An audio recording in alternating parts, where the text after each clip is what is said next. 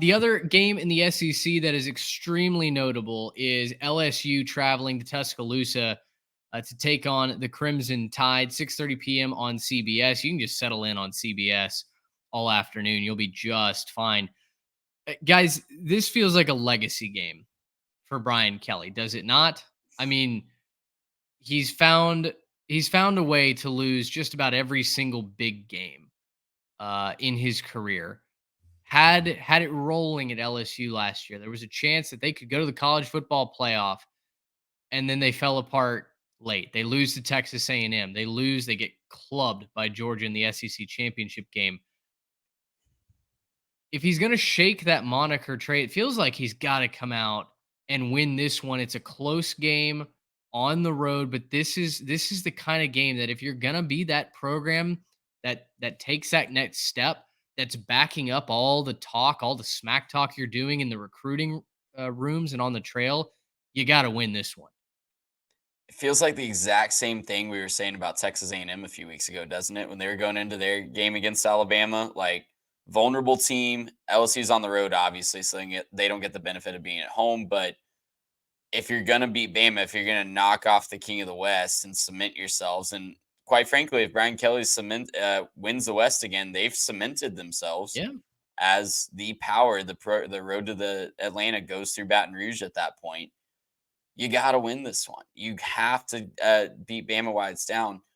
The problem is no one in the SEC has been able to do that yet this year. No one has been able to take advantage of a weakened Bama. And I think, when we look at our X's and O's and Jimmys and Joes, I don't know that it's necessarily a question of can Bama keep up with the LSU offense. I think it's more of a question of does Alabama's defense pose the biggest challenge to LSU's offense so far this year? And I think the answer to that is a resounding yes. Alabama's been winning with their defense.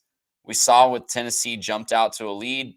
Alabama does what they did. They made adjustments. They shut it down in the second half, and that let Jalen Milroe get comfortable and bring his team back into that game. So this is a different Alabama. We've been saying that all year, but it feels like they're kind of rounding into form as well. Just like we talked about with Georgia, I think people might have missed the boat if they were going to get Alabama. Texas got them early. The other teams that have had them on the ropes have let them off the ropes. And I don't think that bodes well for LSU this week. I don't think that LSU is quite ready to go into Tuscaloosa and get this win because, we got to talk about the other side of the ball for LSU as well. LSU's defense has not stopped a nosebleed this year.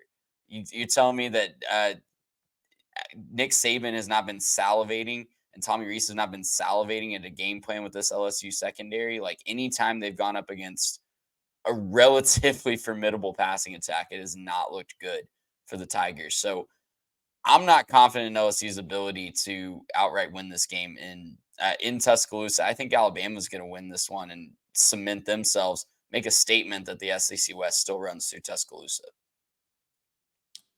Garrett, with LSU's path to victory being a shootout, that's what their offense has done. Their offense has put up a ton of points.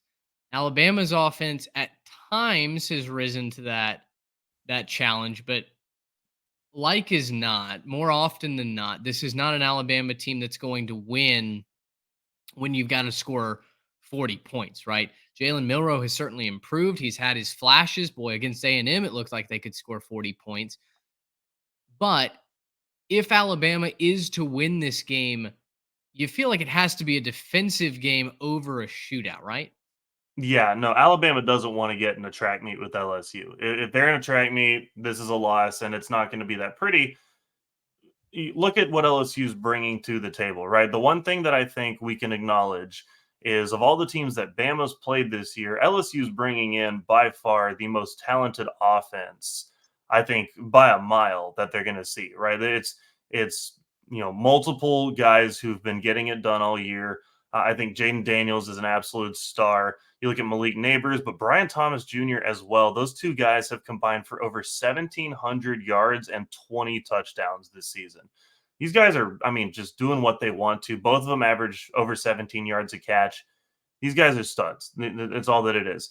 And so if this becomes a track meet for Alabama, they're going to lose. I don't believe that Jalen Milroe can keep it close enough with the guys that they have in their receiver room if LSU is able to start running up and down the field and hitting 50, 60-yard bombs and all that, right? Now, obviously, Alabama's got a great defense, so they're going to do everything they possibly can to stop that. But I don't think they've been tested to this level, and I don't think that they've seen a wide receiver duo like this so far, right? Texas brought in some great talent. Obviously, they won that game. I still think that Brian Thomas and Malik Neighbors are better than anything Texas has on their roster in the wide receiver room. I'm not going to apologize for that either. Xavier Worthy is an incredible wide receiver for Texas. I'd take Malik Neighbors and Brian Thomas Jr. over both of them right now. So, look, end of the day, Alabama's going to keep LSU down somewhat on the offensive side of the ball. It's just about if they can match it, right? Because LSU, they're not going to stop a whole lot. They're going to try to rush the passer and be disruptive. That's effective against Milroe. If they can do that and maybe force a couple mistakes, force a couple of, I think turnover margin is going to be huge to watch in this one. See if you can maybe get a pick or two. If they can do that, LSU is going to be off to the races, and this one won't be close. Malik Neighbors has 981 yards receiving, 9 touchdowns. Thomas has 11 touchdowns this season. There is no doubt that the wide receiver core, the weapons that LSU has, are the biggest threat in this game. That being said, to me, it all comes down to the head coach.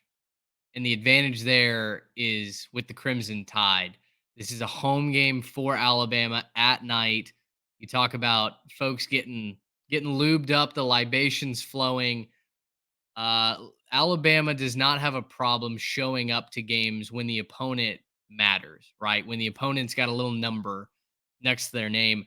I think the environment, I think the total team effort, the defense that Alabama is going to put on the field, I think it's too much for Ryan Kelly and this LSU Tigers team. If you get pressure on Daniels and force him to have to create plays outside of the pocket, if you take away his primary options, that's when he's shown to not necessarily be an elite quarterback.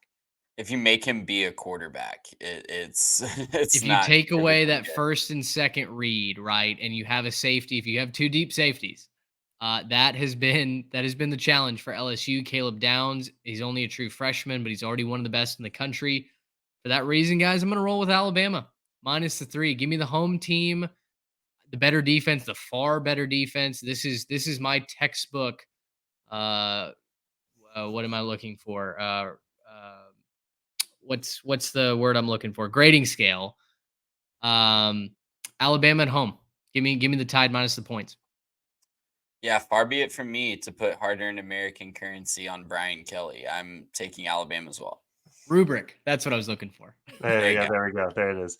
No, guys, I'm taking LSU to win this one. This is the number 1 scoring offense in the country for LSU.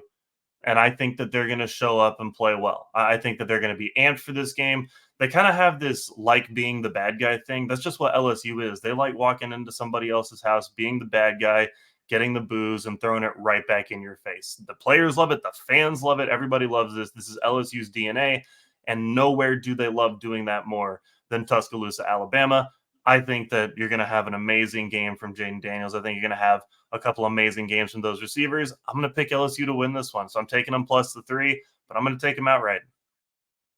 The only thing I'll say before we move on to the rest of our storylines, the last 4 losses for Brian Kelly, all on the road, all where he came up short in the biggest moment. Like I said, full circle moment. He is known for coming up flat in these big games. Going back to his time at Notre Dame, he goes on the road in a big spot. Brian Kelly does not measure up. This is a legacy game for him. Can he buck that trend and take the driver's seat in the SEC West?